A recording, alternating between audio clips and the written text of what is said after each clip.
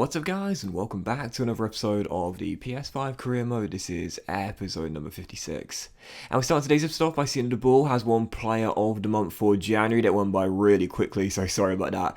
And also the last 16 of the FA Cup has now been drawn as we've got Southampton away from home. So tricky test there against Ralph Hasenhüttl's side.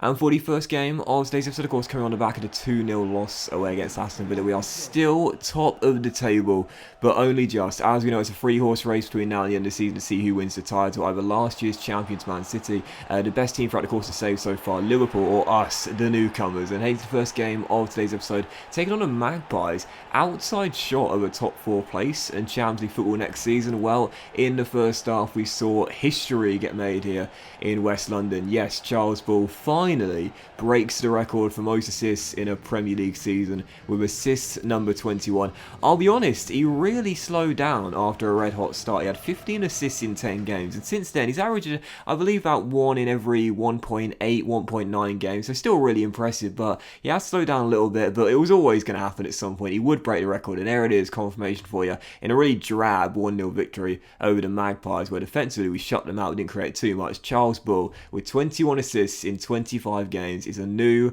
record holder for most assists in a Premier League season. He's also chimed in with 12 goals this season in the Premier League as well, as you can see, up to 85 overall, and I absolutely love his stats. The 99 crossing as well. No real surprise, quite a few assists this year have come from those whip crosses into the centre, and there it is. Charles Ball breaks the record as he is now the single most assist creator in Premier League history. Wait, no, that's not right. He has got more assists in a Premier League season than anyone has done ever before. That's right, but poor grammar. Still for the second game of today's episode, as we had a bit there for one of our youth players, Kendall, which of course we accepted as he shows no potential whatsoever. We would have the big one, RB Leipzig at home in the first leg of the Europa League round of 32. Super excited for this. And by the way, as well, can I just say real briefly, how cool are these intro screens here? Really, really cool. They make the game feel a lot more immersive, and that's one thing I would always say to EA as well. If they want people to enjoy this game mode more, make it more immersive and real life like. That really builds the suspense and builds the hype for a big game like this. This is one of the biggest games of the series. That looked really cool there, that little intro scheme. So yeah, taking on the Germans, RB Leipzig, a few years ago, Champions League semi-finalists. They've got an absolutely fantastic team.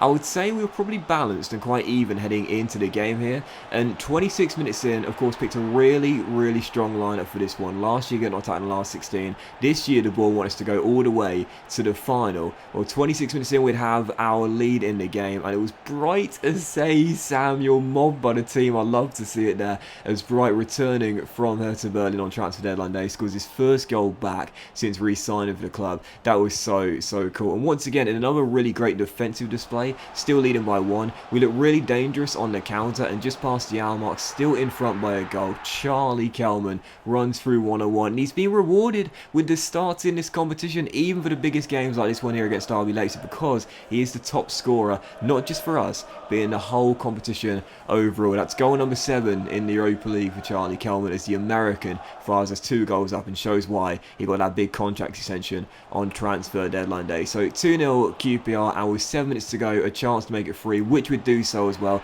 Very fortunate goal. I'll be the first to admit it there. Gonzalo Villar gets a little bit lucky to get away from Tyler Kehrer, dinks one to the far post for his first assist in a QPR shirt, and Kelman at the double makes it 3-0 Queen's Park Rangers. One of the biggest games of the series, and we come through with a famous victory in West London. 3-0 final score, Kelman with 2, and Bright Asay Samuel returning back to the club. First goal since he returned on deadline day. That was just so cool to see, man. 2 of the OGs of this QPR team getting the goals in a 3-0 victory. They weren't the man of the match though. Neither of them got the champagne. Instead, it was shared by the 2 boys in our back line, our CB duo, Ben White and Chris Metham. I've mentioned them before, especially Metham. They were monsters in that game. You would have seen the defensive stats. They were absolutely unbelievable at shutting the door on our visitors in that game.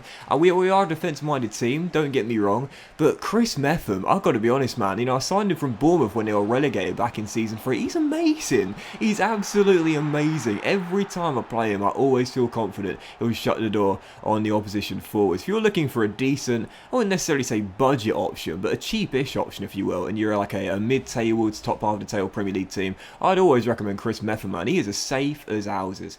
Anyway, for the third of 4 games in today's episode. Returning to matters in the Premier League, but staying at home here as we welcome Crystal Palace. Roy Hodgson's side, as we know, have struggled quite a bit throughout the course of the series, despite having a really good team. As we know, they've got a really nice lineup. For some reason, they've really struggled throughout the course of the save. So I felt very confident in making it 3 wins from 3 in all competitions, and would do so as well. Charles Ball getting his 13th goal of the season right before the break, and then 23 minutes after the restart, Jonathan David getting a goal as he continues his pursuit of the golden boot, but he needs to get a move on, really. And to be fair now, he's only 1 goal clear of Charles Bull. I'll be honest here, the Bull is a dark horse in the race.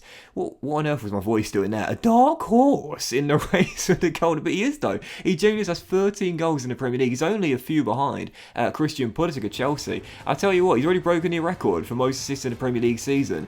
Don't be surprised if he charges from the pen and comes from nowhere to claim the golden boot as well. He's got a chance. He certainly has a great chance, and right now he's in the form of his young life. So yeah, 2-0 final score, get the win there, and we do remain top. As you can see, Alex Kendall is going to Luton after that deal goes through there. He'll sign in the summer. And for our 4th game of 5 in today's episode, travelling to Germany for the second leg at a clash against RB Leipzig on a snowy turf here in Germany. I don't play very well in the snow, and after Leipzig took an early lead, I was thinking, okay, alright, down by a goal here. And yes, I still feel pretty confident. If they get another one before half-time, we're in a bit of trouble. But right before the break, well, you've seen me be stung quite a few times playing out from the back, but this is why I always like to do it. Because instead of just hoofing the ball long and losing possession, you can keep hold of the ball and try and set up a counter-attack and get a goal that way. That's exactly what we did right before the break. Captain Andy Rinamotta gets the goal there to put us back on level terms right before half-time. And due to the significance of the away goal as well, that'll mean RB Leipzig in the second half needed 4 goals, which they simply wouldn't be able to do against our defence. 1-1 the final score. We draw on tonight, we make it through over 2 legs, and we are in to the last 16 of the Europa League, where we'll be taking on Stade Rennais, the French side, in the last 16. When you look at the teams that are remaining here, you still got Napoli, Athletic Bilbao, Wolfsburg, Lyon, Monaco, Leverkusen, of course, who knocks out last year as well. They're still in there too. There are some really big teams in there, but I've got to say, I think we're one of the favourites. I wouldn't call us the favourites yet. I'm not sure who I'd say are the favourites. Really, who do you think are the favourites in the last 16 Europa League there? Because it's kind of a tough one. There's a lot of really similar ability clubs in there, but I think we're definitely up there as one of the favourites. And with 11 games to go in the Premier League, as you can see as well, we are still top, but only on goal difference, and just 1 point separates the top 3 with 11 Premier League matches to go in Season 5. I mean, man, I'll tell you what, if we don't win this, I'm not going to be too beaten up about it, because again, the only thing the board wanted at the start of the season was top 4, and top 4 is good enough for me, and right now it does seem as though Touchwood will be able to get that, because we are so many points clear of 5th place right now. But it will be a bit gutting, because we'd been holding on to top spot throughout practically all of the season. We lost it for like 2 weeks. We're back on top again. But I keep thinking, like, around October time, we were like 6-7 points clear. So it'll be absolutely gutting if we don't hold on to it. But again, I still think, even though we are in pole position right now, I still think we're the 3rd favourites to do it. I know we've got one of the best players in the league right now in Bull on absolute flames, but I just keep thinking, you know, Man City are the champions, Liverpool have been the best team in the saves since the series began. I still feel as though, even though we're a 5-star team now and one of the best teams in the country, I'm just not sure. We've had some shaky little patches in not recent weeks, but in December and also the start of January as well. I don't know. We can do it, but it's going to be a test of nerve, I think, if we are going to come through and claim the crown against all odds. So for the 5th game of today's episode, 5th and final game, taking on Leeds United. Bielsa's side right now is sat in the relegation zone, aiming to survive in the Premier League once again here. Taking on away from home at Ellen Road. Well, 19 minutes into the game. You've heard me say it before. I can make a compilation of his greatest assists in this season alone. Charles Bull with another fancy flick as he rolls it and chips it into Eze, who converts his 9th goal of the Premier League season as well. Look at this from Bull. You might have missed it initially, but as he stops the ball down left-hand side, just a little scoop chip into the middle. Eze on the chest, first time volley into the back of the net as we take the lead here away in Yorkshire. The Bull is just absolutely unreal this season, man. Incredible. So 1-0 QPR, Eze with the goal, and 33 minutes in, a chance to make it 2-0, and Abrechi says, here you go, Charles, you can have this one yourself, mate. He repays the favour, offloads to the Bull as he mocks the Matador in front of the travelling fans in the corner there. 2-0 Queen's Park Rangers. And I'll say this, if we are to win the Premier League title.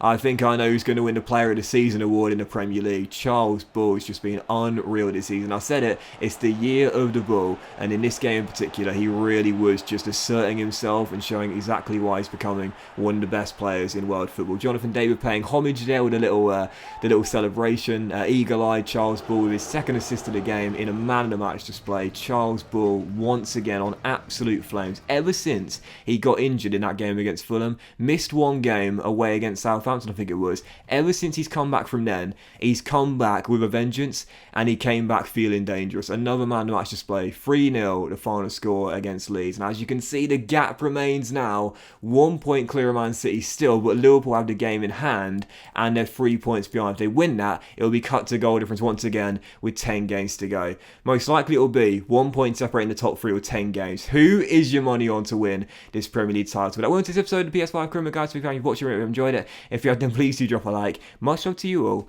and I'll see you for the next episode of PS5 Career Mode very soon.